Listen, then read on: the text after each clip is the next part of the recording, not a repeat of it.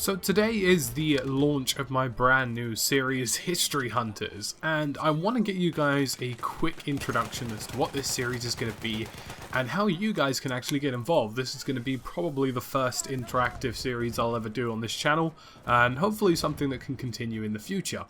So what is History Hunters? History Hunters is an extension of Tales from the Battlefield. Now you guys seem to really enjoy the stories I've been able to tell through World War I, and I thought, hey, why not expand that a little bit more?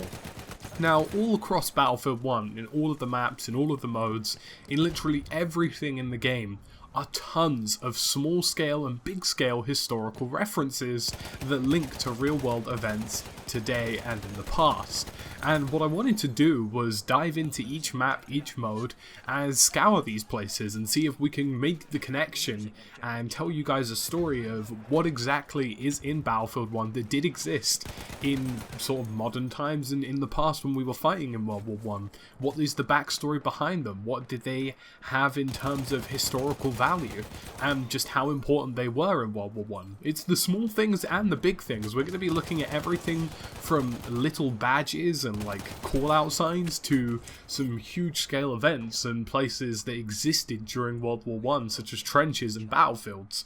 And it's going to be really awesome to do, but it kind of gets a little bit bigger than that. Now, I don't really want this to be a series where it's just me doing the occasional video on a little bit of history here and there. So what I've decided to do is launch an interactive map and a form which will allow you guys to submit your historical findings. If you guys find something in-game that you think is of historical value, be it a phrase, a sign, anything, it could be absolutely anything, a location, that you've been able to connect the dots in terms of history in the past, and then sort of get an overall picture of what this thing is in Battlefield 1, then you can submit that to me for it to be featured in the video, and obviously, you know, I'll be able to credit those of you who've managed to find interesting historical things in Battlefield 1 that are related to World War 1.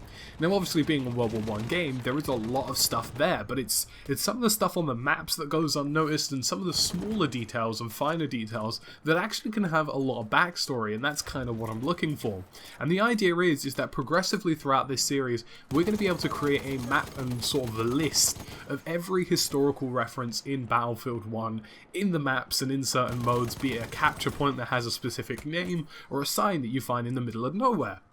And today, we're going to kick it off with exactly that. So to start off with, on Argonne Forest, I was doing a little bit of searching around. There's lots of signs on this map and lots of things in general that I felt could have had some historical value.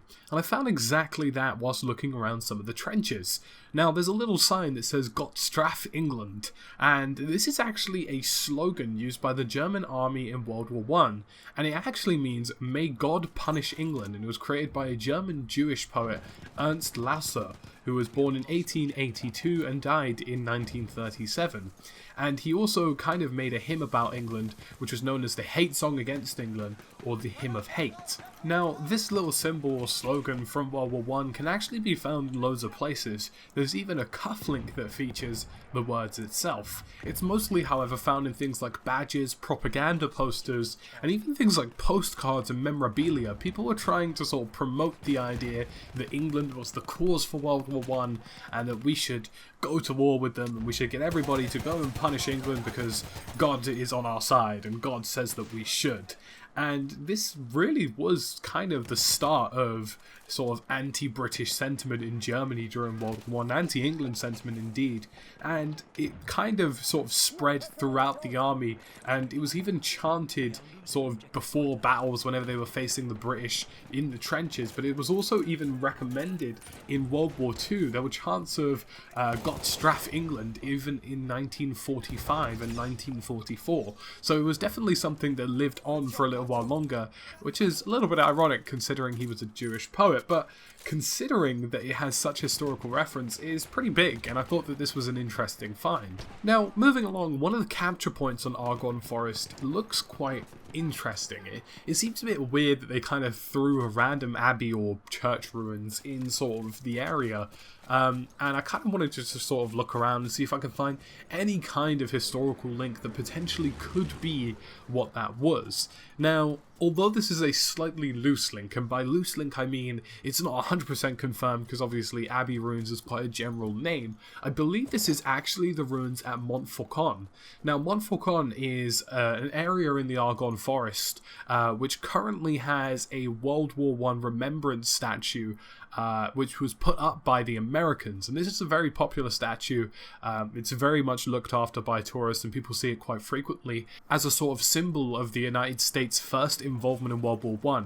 And you may remember from the operations title Conquer Hell, which is where Argonne Forest takes place, is that the Argonne Forest battle, or just that sort of general area, was known for its brutality and some of the sacrifice that had to be made by some of the American soldiers who took part in it, due to the fact that they were just simply such a huge loss of life, and that's why they have a statue there.